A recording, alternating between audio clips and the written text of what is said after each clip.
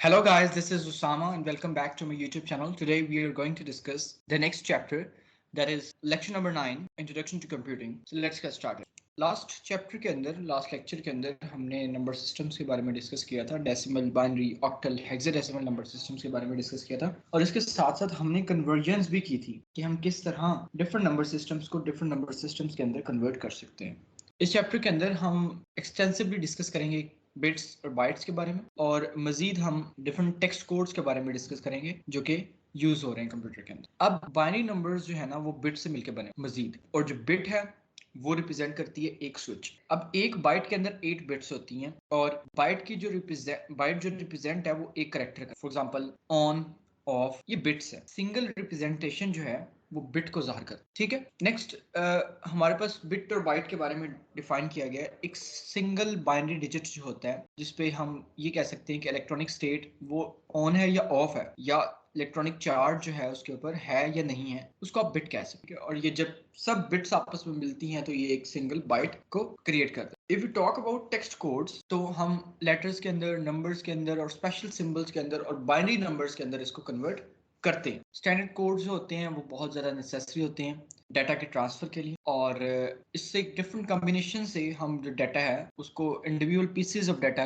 के साथ उसको रिप्रेजेंट करते हैं। अब कुछ पॉपुलर जो आपके पास कोड्स हैं जो कि इस्तेमाल हो रहे हैं कंप्यूटर लैंग्वेजेस के अंदर, कंप्यूटर सिस्टम्स के अंदर, वो EBCDIC है, आस्की कोड्स है, एक्सटेंडेड आस्की कोड्स है और यूनिकोड।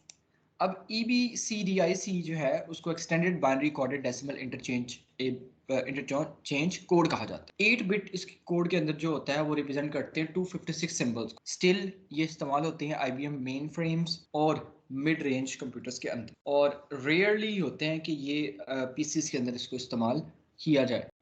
ये कुछ आप EBCDIC कोड्स देख सकते हैं अपनी स्क्रीन के ऊपर, कुछ ये पिक्टोरियल डायग्राम के अंदर है।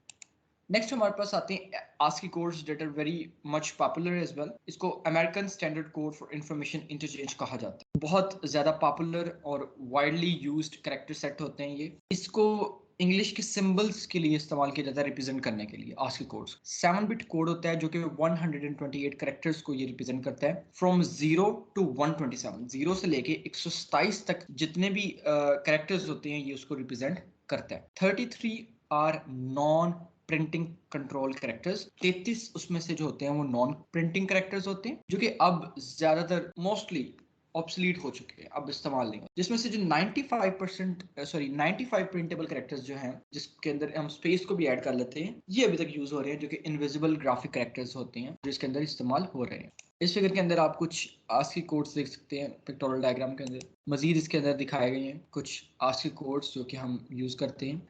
अब नेक्स्ट हमारे पास आ जाता है एक्सटेंडेड ASCII कोड। ये ASCII कोड्स को थोड़ा सा एक्सटेंड कर दिया गया है इसके अंदर। उसके अंदर 7 बिट कोड था, इसके अंदर 8 बिट कोड है जो स्पेसिफाई करता है कैरेक्टर की वैल्यूज को फ्रॉम 128 टू 250। इसमें जो फर्स्ट 40 सिंबल्स होते हैं वो प्रोनाउंसिएशन को और स्पेशल प्रोनाउंसिएशन सिंबल को रिप्रेजेंट करते हैं, पंक्चुएशन सिंबल्स को रिप्रेजेंट करते। फॉर एग्जांपल आपके पास कॉमा है, आपके पास सेमीकोलन है, आपके पास अपोस्ट्रोफी है, आपके पास क्वेश्चन मार्क है, आपके पास बैक स्लैश है। ये तमाम के तमाम जो है पंक्चुएशन सिंबल्स और प्रोनाउंसिएशन के लिए इसमें यूज होते हैं, और जो रिमेनिंग होते हैं वो ग्राफिक्स के लिए और मजीद दूसरे सिंबल्स के लिए इस्तेमाल होते हैं।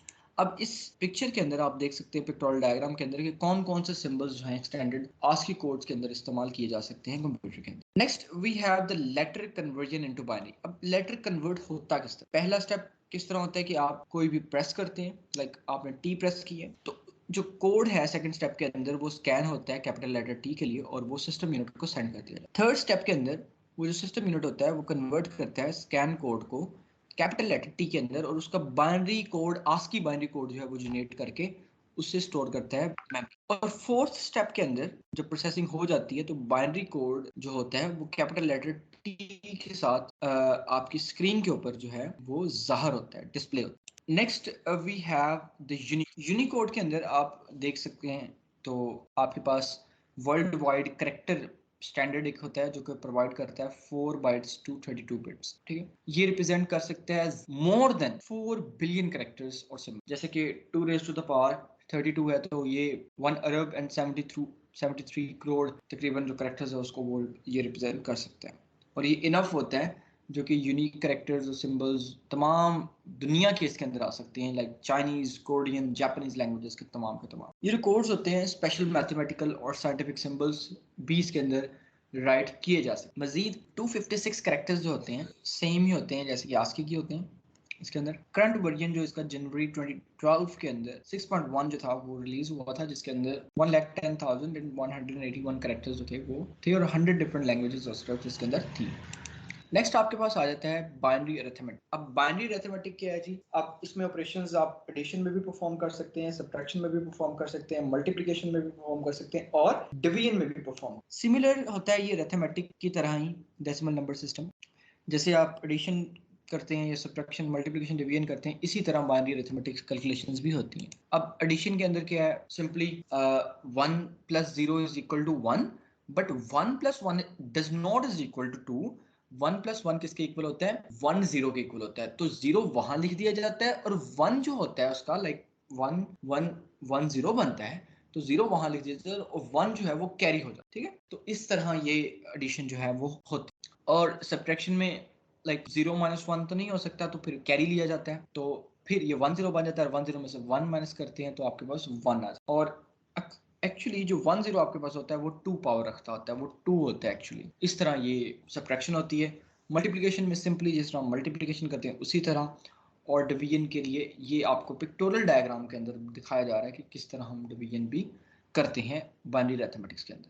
मजीद ये आपको बताया गया कि एडिशन की एक एग्जांपल दी गई है, सब्ट्रैक्शन की दी गई है और मल्टीप्लिकेशन की दी गई है और एट द एंड डिवीजन की दी गई है कि किस तरह हम बाइनरी अरिथमेटिक्स जो है वो परफॉर्म करते हैं। नेक्स्ट इसके अंदर बाइनरी अरिथमेटिक वही जो पीछे मैंने आपको एक्सप्लेन कर दिया है कि किस तरह एडिशन होती है, किस तरह लाइक स्टार जो है वो कैरी को रिप्रेजेंट कर रहा है। जहां जहां हम स्टार लगा रहे हैं इस डायग्राम के अंदर वहां कैरी लिया जा रहा है, और इसी तरह मल्टीप्लिकेशन के अंदर भी ये काम हो रहा है।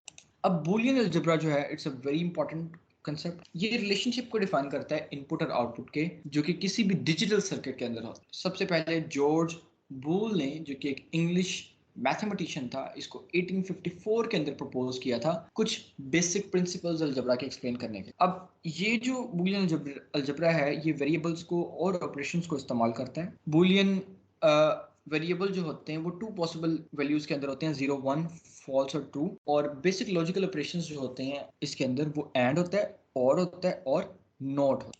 मजीद अगर आप बेसिक लॉजिकल ऑपरेशंस को देखें तो आपके पास एक एंड ऑपरेशन होता है, एक और ऑपरेशन होता है, एक नॉट ऑपरेशन होता है, और ये उसकी रिस्पेक्टिवली पिक्चर्स भी बनी हुई हैं। ये एंड की है, ये और की है और ये नॉट की। एंड तब ही ट्रू होगा अगर दोनों ऑपरेंड्स ट्रू, और तब ही ट्रू होगा अगर एक भी उसमें से आइदर और बोथ, एक भी या दोनों जो हैं वो ट्रू। नॉट जो होता है वो ट्रू को फॉल्स कर देता है और फॉल्स को ट्रू कर देता है, मींस टू से इन्वर्ट कर देता है। मजीद आप ट्रुथ टेबल देख सकते हैं जिसके अंदर आपके पास डिफरेंट इनपुट आउटपुट्स होंगे और आपकी तमाम जो लिस्ट पॉसिबल इनपुट की है या आउटपुट की है कॉम्बिनेशन का शो होगा। ये 2 इनपुट एंड गेट है, ये 2 इनपुट और गेट है, ये not gate truth table.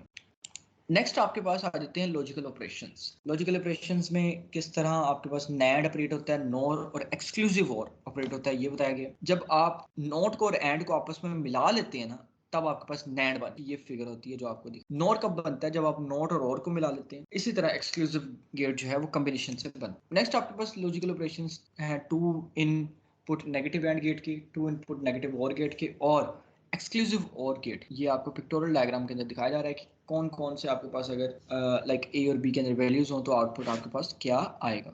Okay, next we have the system unit. अब एक सिस्टम यूनिट क्या होता है? एक सिंपली एक कंप्यूटर होगा, उसको आप सिस्टम यूनिट कह सकते हैं, जिसके अंदर इलेक्ट्रॉनिक कंपोनेंट्स जो हैं उसके अंदर बहुत से होते हैं और वो आपस में अटैच होते हैं और डाटा को प्रोसेस करते हैं। सिंपली आप कह सकते हैं कि this is a system unit, जिसके अंदर इलेक्ट्रॉनिक कंपोनेंट्स जो हैं वो अटैच हैं और वो डाटा को प्रोसेस करते हैं। नेक्स्ट अगर हम देखें तो एक सिस्टम यूनिट के अंदर क्या क्या चीज़ें होती हैं? डिवाइस ड्राइव बेस होती हैं, पावर सप्लाई होता है, साउंड कार्ड होता है, वीडियो कार्ड होता है, प्रोसेसर होता है और मेमोरीज भी अटैच होती हैं। अगर आप मदरबोर्ड को देखें तो एक मेन सर्किट होता है सिस्टम यूनिट का, और इसके ऊपर एक कंप्यूटर चिप इंटीग्रेट की जाती है जिसको आप इंटीग्रेटेड चिप कहते हैं। अगर आप इसको टॉप लेवल से देखें पेरिफेरल डिवाइसेस को कंप्यूटर के, तो कंप्यूटर के अंदर central processing unit, main memory होता है, सिस्टम इंटरकनेक्शन होता है, इनपुट आउटपुट स्ट्रीम होता है टॉप लेवल। मजीद अगर आप सीपीयू को देखें तो सीपीयू के अंदर रजिस्टर्स आपके पास होते हैं, आपके पास अरिथमेटिकल लॉजिकल यूनिट होता है, इंटरनल सीपीयू इंटरकनेक्शंस होते हैं और आपके पास कंट्रोल यूनिट होता है। मजीद अगर आप कंट्रोल यूनिट को देखें तो कंट्रोल यूनिट के अंदर क्या चीज़ें होती हैं, सीक्वेंसिंग लॉगिन होते हैं, control unit registers and decoders होते हैं, और आपके पास कंट्रोल मेमोरी। अब मजीद अगर आप कंट्रोल मेमोरी को आगे देखना चाहें तो आपके पास वो भी एक्सप्लेन हो। Next we have the CPU that is also called the brain of the computer, और इसको सेंट्रल प्रोसेसिंग यूनिट कहा जाता है, जो कि तमाम के तमाम ऑपरेशंस को कंट्रोल करता है। इसके अंदर इंस्ट्रक्शन सेट जो होता है वो इस्तेमाल होते हैं। सेकेंडली अरिथमेटिकल लॉजिकल यूनिट में सिंपल मैथ के ऑपरेशंस होते हैं, जो कंपैरिजंस करते हैं, जो लॉजिकल ऑपरेशंस करते हैं और रजिस्टर्स को साथ यूज करते हैं सीपीयू के अंदर। अगर आप फंक्शंस ऑफ सीपीयू के अंदर देखें तो आपके पास डाटा होता है, जो डाटा होता है वो प्रोसेस होता है, प्रोसेस होने के बाद कोई ना कोई एक स्पेसिफाइड एक वैल्यूएबल आपको इन्फॉर्मेशन मिलती है। अगर आप एएलयू के ऑपरेशंस देखें तो एएलयू के ऑपरेशंस के अंदर जैसे कि arithmetic as the name suggest arithmetic logical unit, तो इसके अंदर एडिशन होगी, सब्ट्रैक्शन होगी, मल्टीप्लिकेशन होगी, डिवीजन होगी और रेज टू द पावर हो। ये तमाम के तमाम इसके अंदर अरिथमेटिक ऑपरेशंस हैं। और लॉजिकल ऑपरेशंस के अंदर आपके पास कौन से आ सकते हैं, equal to, not equal to, greater than, not greater than, less than और not less than, greater than और equal to, not greater than और इक्वल टू, लेस देन और इक्वल टू, या नॉट लेस देन और equal to. Next we have the movement of instructions and data.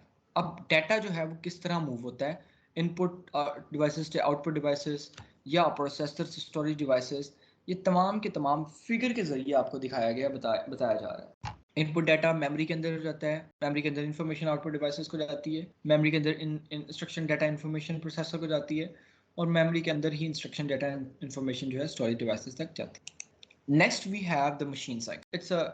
It's another important concept. इसमें steps होते हैं CPU के जो कि डाटा को प्रोसेस करते हैं। इंस्ट्रक्शन साइकिल की आप बात करें तो सीपीयू जो होता है वो फेच करता है इंस्ट्रक्शंस को और डिकोड करता है उन। एग्जीक्यूशन साइकिल के अंदर क्या होता है कि सीपीयू जो होता है वो डिफरेंट इंस्ट्रक्शंस जो है उसको परफॉर्म करता है और वो स्टोर करता है बहुत से रिजल्ट्स जो कि समटाइम्स रिक्वायर्ड होता है। और मशीन साइकिल जो होता है वो millions of instructions per second या billions of instruction per second जो है उसको एग्जीक्यूट करता है सेकंड्स के अंदर। Okay, so next we have the instruction cycle. Actually instruction cycle काम किस तरह करता है और एग्जीक्यूशन काम किस तरह करता है। रैम फॉर एग्जांपल आपने कहा रैम को टू प्ले द साउंड, तो सिस्टम बस के जरिए ये सीपीयू की तरफ जाता है और इंस्ट्रक्शंस जो हैं वो ऑपरेट होते हैं कंट्रोल यूनिट के, और इन स्टेप्स को बरवकार लाते हुए आपका जो साउंड सिस्टम है वो प्ले साउंड कर। और एग्जीक्यूशन साइकिल में क्या होता है कि वही वाले स्टेप्स जो हैं ये कुछ एग्जीक्यूट होते हैं और साउंड कार्ड जो अटैच होता है वहां से आपको जो साउंड है वो आने लग जाती है। नेक्स्ट अगर आप देखें कि कौन से स्टेप्स इंक्लूडेड होते हैं मशीन साइकिल के अंदर, तो स्टेप 1 के अंदर आप एंटर करते हैं कोई भी मैथ की प्रॉब्लम को, और नेक्स्ट पे आपके पास कंट्रोल यूनिट आते हैं जो स्टेप 2 के अंदर है। नेक्स्ट आपके पास स्टेप 3 है जो कि एएलयू परफॉर्म करता है कैलकुलेशंस डाटा की, और आपके पास फिर रिजल्ट आता है मैथ की प्रॉब्लम का जो कि स्टोर होती है मेमोरी के अंदर, और इस तरह ये जो साइकिल है आपका वो रिवॉल्व होता जाता है। नेक्स्ट आपके पास आ जाती है मशीन साइकिल पाइपलाइनिंग। अब पाइपलाइनिंग के अंदर क्या है कि जो इंस्ट्रक्शंस पहले आई हैं वो पहले एग्जीक्यूट होंगी, उसके बाद दूसरी एग्जीक्यूट होंगी, और इस तरह ये एक जो पाइपलाइनिंग है वो चलती रहेगी। Processor begins fetching a second instruction before it completes. अब प्रोसेसर जो पहली इंस्ट्रक्शन है उसको कंप्लीट करेगा, फिर वो फेच करेगा दूसरी इंस्ट्रक्शन को, इसी तरह तीसरी इंस्ट्रक्शन को, और इस तरह ये पाइपलाइन के अंदर fetch decode execute store, fetch decode execute store होता जाएगा, और इंस्ट्रक्शंस जो होंगी वो वन बाय वन जो है इसके अंदर इन अ पाइपलाइन वो एग्जीक्यूट। अगर आप लीडिंग प्रोसेसर मैन्युफैक्चरर को देखें तो ये कुछ उनके नेम हैं जो कि सर्वर प्रोसेसर्स हैं, डेस्कटॉप पर्सनल कंप्यूटर प्रोसेसर्स हैं, और notebook computer processor. Next we have the memory. अब मेमोरी के अंदर आपके पास वॉन न्यूमन आर्किटेक्चर आ जाते हैं। उसके अंदर जो मेन कंसेप्ट है उसका वो ये है कि आप प्रोग्राम को स्टोर करें, store open programs and data, उन प्रोग्राम्स को ओपनली स्टोर कर सकते हैं, डाटा को स्टोर कर सकते हैं मेमोरी में। जो स्मॉल चिप्स होती हैं मदरबोर्ड पे लगी हुई उसके अंदर आपका जो डाटा है वो स्टोर हो सकता है, और ज़्यादातर आपकी जो मेमोरी है वो फास्टर भी ऑपरेट हो सकती है, और ज़्यादा मेमोरी है वो आपकी यूटिलाइज हो सकती है जो कि आपके कंप्यूटर को मजीद फास्टर बनाती है। Next we have the memory address and size. Memory के लाइक ईच जो मेमोरी हर एक जो आपकी मेमोरी होती है उसका कोई ना कोई एक एड्रेस होता है, ठीक है। और जो मेमोरी साइज होता है उसको आप केबीज के अंदर मैयर करते हैं, आप उसको एमबीज के अंदर मैयर करते हैं, आप उसको जीबीज के अंदर मैयर करते हैं, और आप उसको टीबीज के अंदर जिसको टेराबाइट कहते हैं उसके अंदर मैयर कर। अब इसकी जो अप्रोक्सीमेट नंबर होती है बाइट्स की वो 1000, 1 million, 1 billion up to 1 trillion तक होती है। Next we have the what memory stores. Actually memory store क्या करती है, memory store instructions waiting to be executed by the processor. Memory कोई ना कोई इंस्ट्रक्शंस को स्टोर करती है जो कि वेट कर रही होती हैं कि प्रोसेसर उनको एग्जीक्यूट करे। Data needed bye those, data जो होता है वो उनकी उसकी ज़रूरत होती है बाय दोज इंस्ट्रक्शंस, उन इंस्ट्रक्शंस के लिए। और उसके बाद क्या होता है कि results for processing the data, कोई ना कोई रिजल्ट्स जो हैं वो अकॉम्प्लिश होते हैं, वो आते हैं उस डाटा को प्रोसेस करने के। And at the end we have to store the 3 basic categories of the items, जिसके अंदर पहली क्या है, ऑपरेटिंग सिस्टम या system software, second application program, and the last one is data being processed, वो डाटा जो प्रोसेस्ड हो गया है, एंड रिजल्टिंग इन्फॉर्मेशन, और वो जो बकाया इन्फॉर्मेशन है उसको स्टोर कर। Next you have the question how instruction move in and out of the memory. इसके अंदर कुछ स्टेप्स हैं पिक्टोरियल डायग्राम के अंदर, जिसके अंदर आपको ये पता चल रहा है कि किस तरह जो इंस्ट्रक्शंस हैं वो in and out of the memory जो है वो इम्प्लीमेंट होती हैं। Okay, so that's all for the day. We have covered about how computers store data, text codes, binary arithmetic, Boolean algebra, CPU, machine cycle, memory, and some more stuff. So if you have any question or query, you may ask in the comment section below. And don't forget to like, share, comment, and subscribe my channel. Have a great day. Thank you.